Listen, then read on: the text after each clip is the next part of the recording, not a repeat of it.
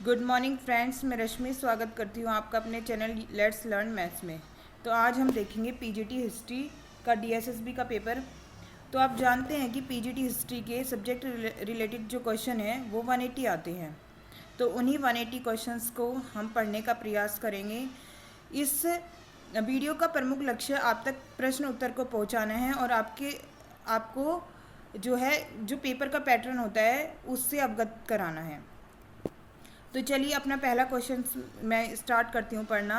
उत्तरकालीन गुप्त साम्राज्य से कैसे जुड़े थे। हमें बताना है कि उत्तरकालीन गुप्त साम्राज्य से कैसे जुड़े थे। तो 4 ऑप्शन आपको दिखाई दे रहे हैं, इसमें से एक ऑप्शन सही है, जागीरदार के तौर पर। हड़प्पा वासियों के हथियार किससे बने थे। हड़प्पा वासियों के हथियार तांबे, कांसे, पत्थर, इन सभी विकल्पों में से सभी सही हैं, इनसे बने थे। गुप्त साम्राज्य से संबंधित कोई भी रिकॉर्ड निम्नलिखित तिथियों में से किसके बाद उपलब्ध नहीं है। गुप्त साम्राज्य से संबंधित रिकॉर्ड 543 सीई के बाद उपलब्ध नहीं है। हड़प्पा कस्बों को बड़े ब्लॉकों में विभाजित किया गया था। हड़प्पा कस्बों को बड़े आयताकार ब्लॉकों में विभाजित किया गया था।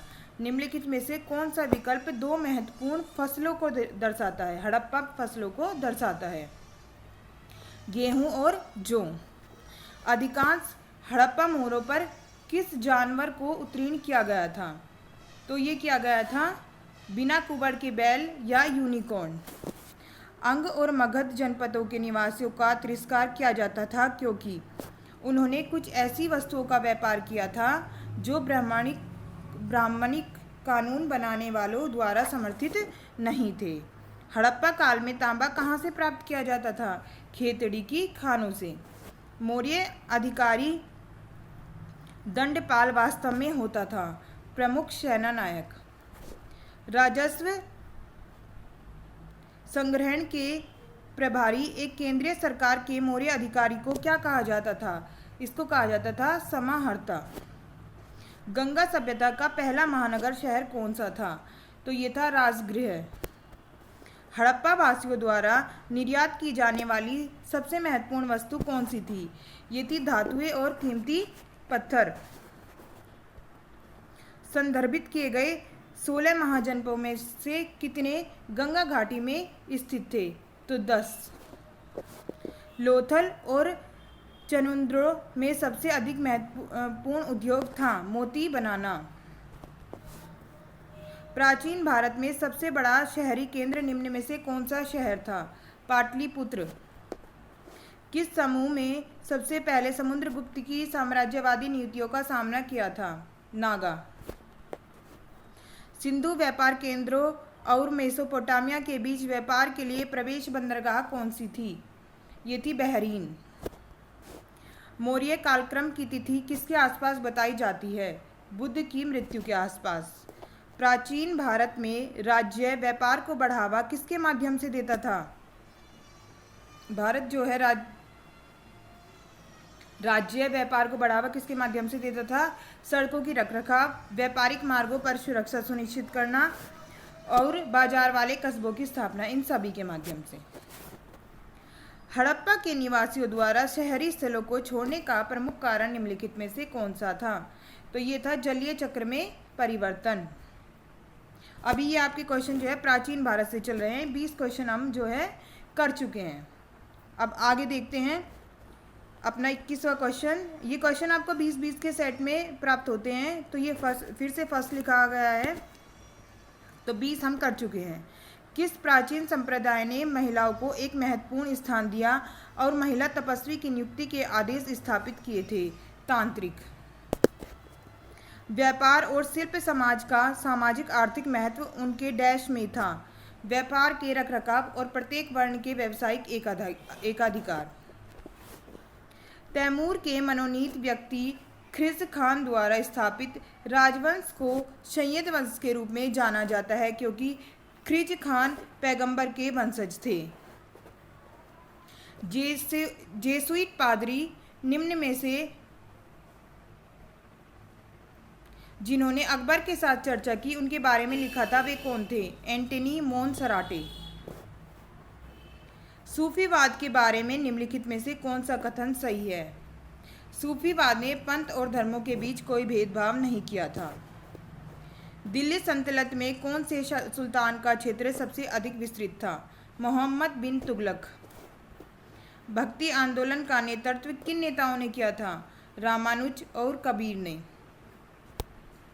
कालानौर में राज्याभिषेक के समय अकबर की उम्र क्या थी? 13 वर्ष और 6 महीने। वात्स्यायन द्वारा वर्णित कुलीन शहरी वर्ग लोगों की परिष्कृत जीवन शैली क्या दर्शाती है? एक समृद्ध शहरी वर्ग का उदय। बाबर ने अपनी आत्मकथा बाबरनामा कौन सी भाषा में लिखी थी? तुर्की भाषा में। निम्नलिखित में से अकबर की राजपूत नीति का मुख्य सिद्धांत क्या था? वैवाहिक संबंध स्थापित करना, राजपूत राजनीति का पूर्ण स्वायत्तता और राजपूतों के संरक्षण के लिए अनुदान देना, मुगल सरकार के उच्च अधिकारियों के रूप में राजपूत प्रमुखों की नियुक्ति करना। ये तीनों सही हैं। अरिकमेडु और बारबेरिकम कौन थे? ये थे प्रसिद्ध प्राचीन बंदरगाह कस्बे। मुजिरिस का प्राचीन शहर कहाँ स्थित था? ये था केरल में। 1568 में मुगलों ने किसे पराजित करके चित्तौड़ पर कब्जा किया था? राणा उदय सिंह।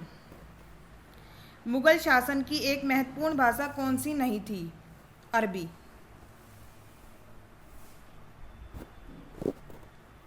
इल्तुतमिश की मृत्यु से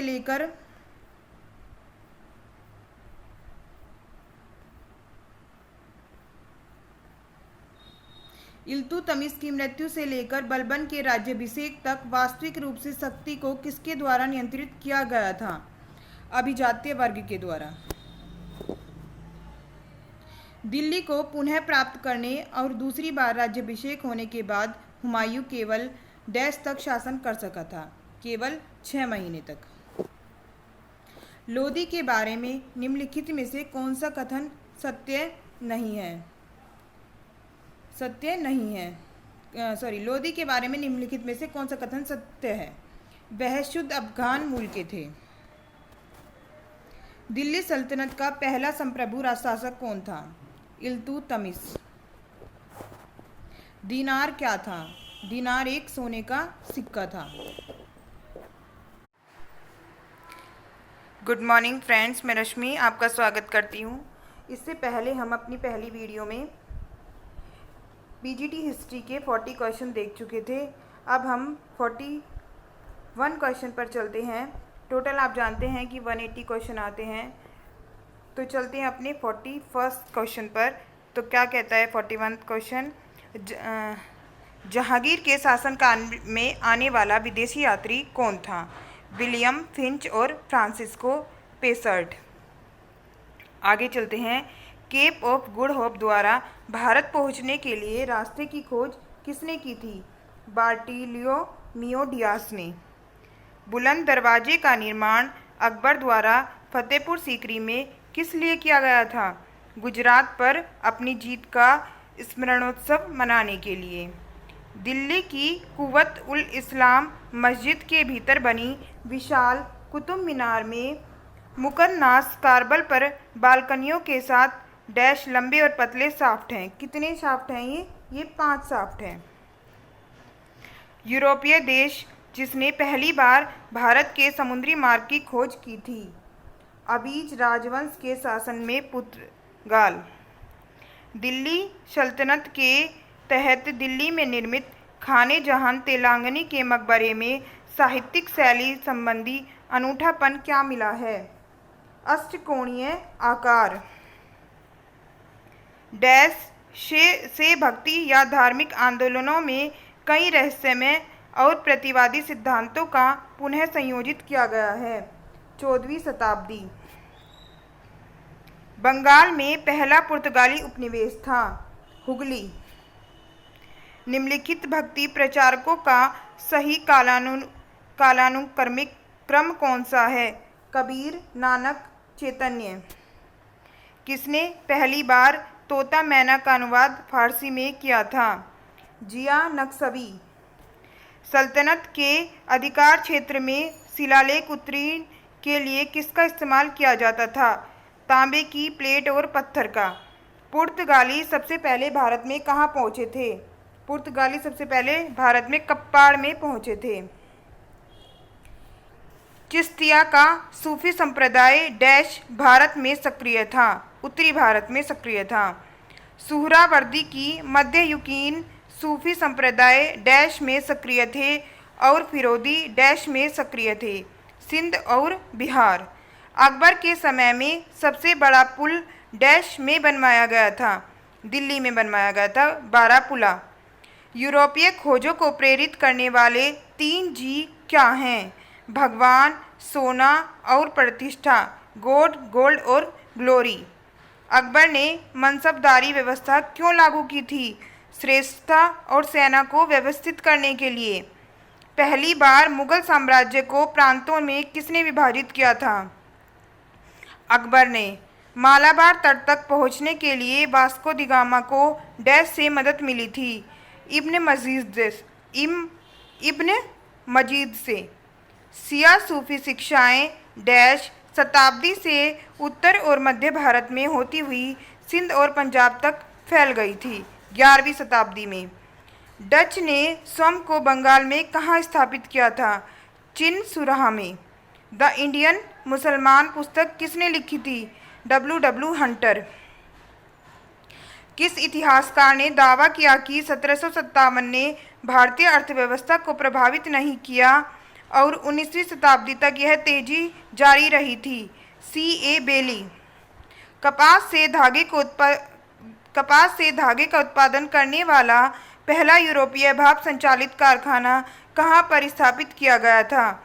1817 या 1818 में कलकत्ता के निकट। डेनस बंगाल में क्या शुरू करने के लिए प्रसिद्ध हैं? Printing press. बंगाल में फ्रांसीसियों का भाग्य किसके नेतृत्व में सबसे अधिक ऊंचाई तक पहुंच गया था? François duplicates. भारतीय अर्थव्यवस्था पर ब्रिटिश प्रभावों के संबंध में निम्नलिखित में से कौन सा सही नहीं है? 19वीं शताब्दी की औपनिवेशिक नीति ने भारतीय स्वामित्व वाली और भारत आधारित उद्यमों को सुरक्षा प्रदान की थी। 17वीं शताब्दी के उत्तरार्ध में चिनसुरहा का दौरा करने वाले प्रसिद्ध फ्रांसीसी यात्री कौन थे? Jean Baptiste टावेर्नियर। बंगाल में यूरोपीय कंपनी को स्थापना के लिए निम्नलिखित में से किस पर विचार नहीं किया गया था? स्थानीय अदालत की शक्ति। बंगाल में सबसे बड़े बैंकर कौन थे? जगत सेठ। डच अंग्रेजों से कौन से युद्ध में हार गए थे? चिनसुरहा के युद्ध या बिद्रेन के युद्ध में 1759। एक पूर्व ब्रह्मो शिव नारायण अग्निहोत्री 1852-1929 ने पंजाब में देव समाज की स्थापना कब की थी? 1887 में। बंगाल में ब्रिटिश शासन का पहला नकारात्मक प्रभाव किस रूप में देखा गया था? 1769 से 70 का अकाल। औद्योगिकरण किसको संदर्भित करता है? स्वदेशी शिल्प की कमी, पारंपरिक शहरी केंद्रों का क्षय, रेगिस्तानी गांव, इन सभी को। ब्रिटिश ईस्ट इंडिया कंपनी ने आखिरकार 1857 के विद्रोह को पूरी तरह दबा दिया था क्योंकि विद्रोह कुछ प्रमुख केंद्रों जैसे दिल्ली या लखनऊ तक ही केंद्रित था और नेता व्यापक क्षेत्रों को एकजुट होने में असफल रहे। वे केवल कुछ क्षेत्रों और कम शक्तिशाली शासकों के साथ ही गठबंधन बना पाए थे। दक्षिण भारत में फ्रेंच मुख्यालय कहाँ था?